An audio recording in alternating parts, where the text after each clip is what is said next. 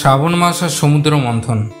মহাদেবের নীলকণ্ঠ রূপের পেছনের চমকপ্রদ পৌরাণিক কাহিনী।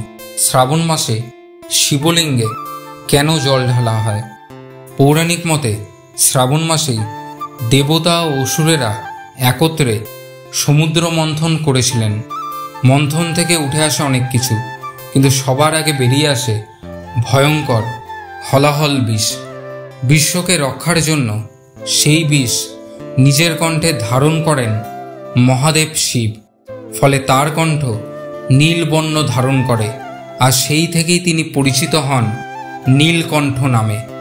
বিষের প্রভাব কমাতে সমস্ত দেবতা ও দেবীরা তাকে জল দেন।